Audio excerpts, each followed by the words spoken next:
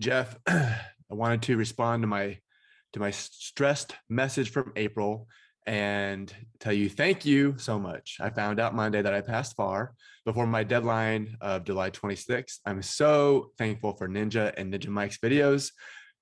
You all are amazing. I passed all 4 with Ninja only. It took me 7 years to pass with a cancer diagnosis after passing 2 out of 4 and a lot of studying, but I did it. Thanks for creating Ninja. I already miss my nightly dates with Mike and Ninja. With that, start from the beginning. Tell me, why did you choose accounting in the first place, starting with college? All right. Yeah, I've always kind of had an interest in accounting. I'm very OCD. I kind of have that personality, liking to cross my T's and dot my I's. And I took an accounting class in high school that kind of, further, showed my interest in that and that I think I would enjoy that as a career. So that kind of started out my interest in accounting. All right. And so did you get a bachelor's in accounting, I guess? Yes. So I then went to the University of Arkansas and I got a bachelor's in accounting. That was in 2013. But my degree, I think it was 120 hours. So I still needed a little bit more to get the 150 to sit for the exam. So I completed those in 2014. And that's when I started taking the exam, was in 2014. So when you get your 150 hours, did you take master's level classes or what did you do? Yeah, so I mainly just got the ones that I needed. There were a few accounting classes that I didn't have. There were a few masters, but I just took the extra hours. I don't have a master's in accounting. Okay, that's exactly what I did too. I had Yep. 130 hours and took some master's classes and then just got out. So Yep, that's exactly, that was me. I just wanted to get what I needed to be able to take the exam and move on. as an accounting major, did you always know that you wanted to eventually take the CPA exam? Like, when did you decide to do that? Yes, that was my plan all along. I thought that it would help me further in my career. And that was my plan the whole time, to get my hours and be able to sit for the exam. Okay. And so starting with your CPA study process, walk me through your study process for the exam. Mm-hmm. So when I first graduated from college, I joined a public accounting firm and they provided study materials, not Ninja, but a different one. And I used that for several years while I was employed there. I was employed there about 3 to 4 years, didn't have success. I don't know if it was a combination of, I was traveling every night, I was away from home, I was working all the weekends, maybe not as focused, but I didn't have success there for a while. And so when I moved on from that job, I work for a trucking company in accounting now. And that's when I started exploring other options because my other was going to expire. So that's when I found Ninja. And I really liked that you could pay monthly and that you could switch sections because I don't need to pay for all 4 sections. I'm only studying for 1 section. So that was really what drew me to Ninja. And then also just all the things that you had, the note cards, the multiple choice questions, the simulations, the videos. I mean, it was everything I needed, just paying for what I needed at that time. So I think that's what really drew me into Ninja and got me started there, which ultimately helped me pass all 4 parts. So which section did you start with first? Yeah. So I started with audit and I passed that one. It took me quite a few times. I don't know exactly how many, but it took me a while and I ultimately ended up passing it. And then I went on to BEC, passed that one, both just with Ninja. And then that was when I got my cancer diagnosis. I had passed audit and BEC. And that was when I knew I had to take a break and focus on my health and all of that.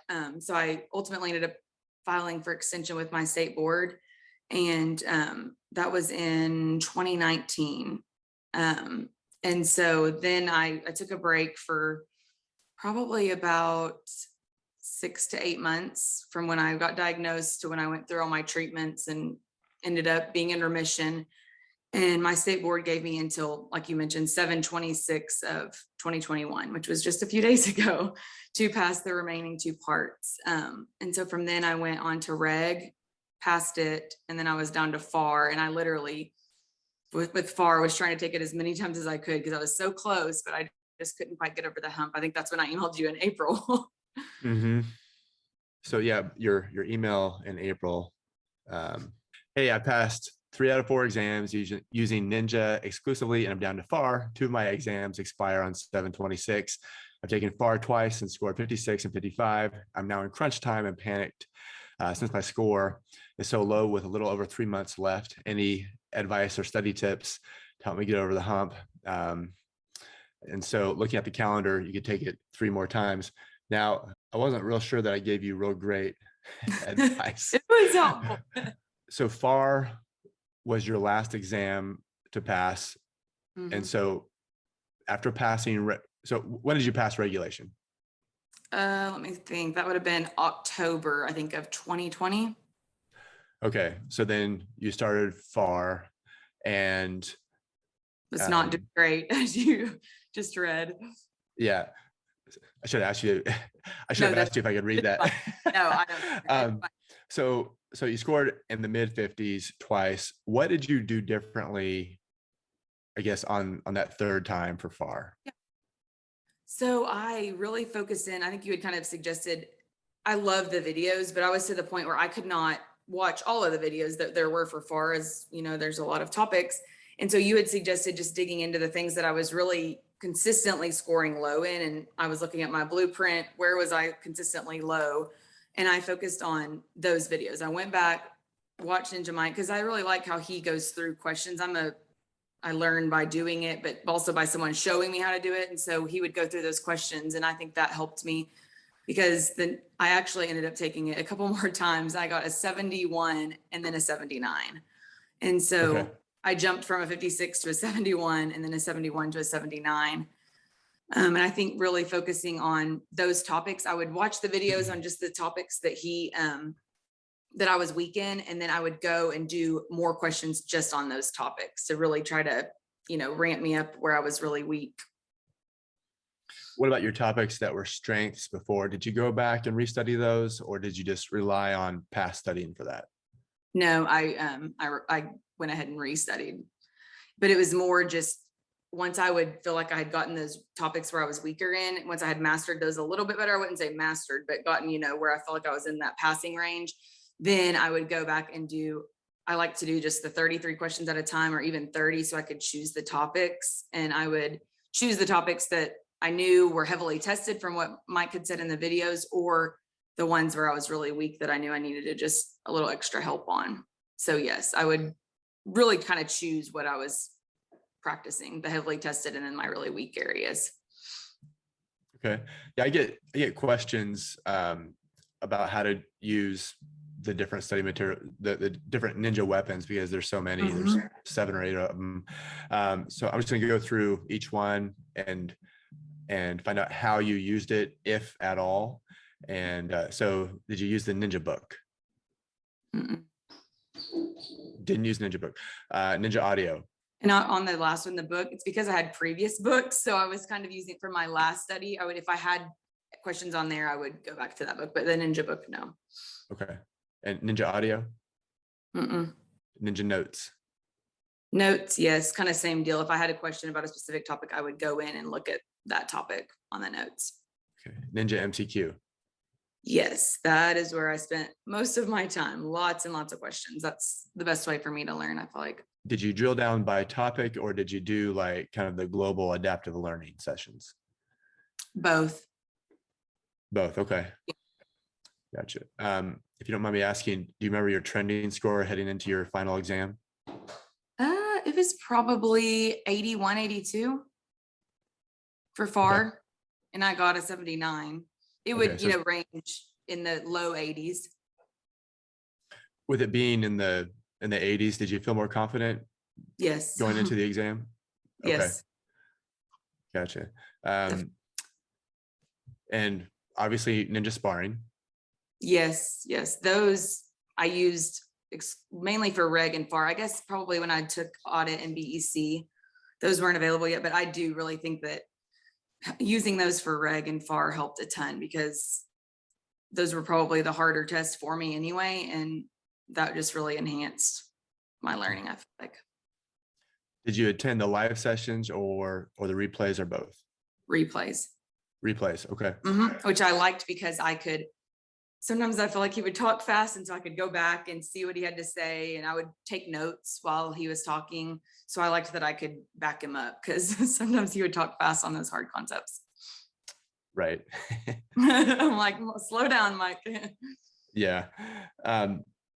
So what would you say was your biggest CPA exam victory? You had several victories along the way. Which moment were you the most proud of? I think overcoming the cancer battle and getting back into it, because chemo can do weird things to your brain. So getting back into that learning, but then also I am so glad I was not having to take the test 2 days ago on my last time. I did not want to get down to the very last chance I had. And so I think that's another proud moment too. What would you say was your biggest mistake while studying? For the longest time, I would not turn my phone off. I think that is a horrible idea. I think that's also too, I would completely airplane mode off. I would keep it next to me so I could use the calculator for it, but turn your phone off, all distractions in a room by yourself. My husband would just let me be locked in the back room by myself. I think cutting out all distractions is really key. Okay. And you've kind of answered this already, but now that you've passed the CPA exam and you're on the other side, how do you feel about it? Amazing. 7 years is a long time. And so 7 years later, if you could go back and give your pre-CPA exam self some advice, what would you say? I would say definitely to stay focused, because I think I kind of got, in that rhythm of public accounting. Oh, I'm working late, but you just got to stick with it, put in the hours, and it'll pay off. Did you study 20 hours a week or? Probably a little, it depends. Cause on the weekends I would really study like all day. I would take breaks, but I would try to do like 2 or 3 hours, little break, 2 or 3 hours. So on the weekends I was probably putting in, let's see, 10 hours. And then through the week, probably a couple hours each night. That sounds reasonable. And then how did you manage marriage and studying and life? Like, how were you able to balance all of that? And obviously the biggest thing, cancer. Yeah, it was hard. My husband and I would just try to enjoy meals together. That was kind of, I've got to eat. Same with his parents, and my parents both live in our hometown. So the meals were keeping those relationships, open. But just focused, and having them support me was big, to balance everything. So they were all on board with the mission. Yes, it was the mission. Have you taken the time to treat yourself or reward yourself with any fun purchase for passing the exam, or gone on any trips or anything? Yes, I plan to get a brand new purse that I've had my eye on. So that's kind of the goal. And we're going to take a vacation once COVID slows down. Okay, awesome. And final question, do you plan on being licensed? Yes, I went and got my fingerprints done yesterday, and that was the last thing. So did you have to take the ethics exam? Arkansas. No ethics in Arkansas. Okay. Nope. Well, thank you. This has been great. I really wanted to catch up with you and hear your story. I guess the biggest question is your cancer diagnosis, is it just completely done and clean bill of health and everything? Yep, I'm coming up. I had the deadline that they gave me to pass my tests on Monday was actually 2 years since I was diagnosed. And so coming up in November, I'll have my 2 years in remission. So all is well. I go regularly to appointments and all is well. So thank you for asking. Life is good. Yeah, life is good now. No CPA, no studying. But of course, you're going to come back and take the CMA exam with NINJA, right? I need a little break right now. Little break. Okay. Well, you have lots of CPE to look forward to as well. Yes, so. I actually have my first one tomorrow, so that'll be fun. Yep. The life of a licensed CPA. The boringness does not stop.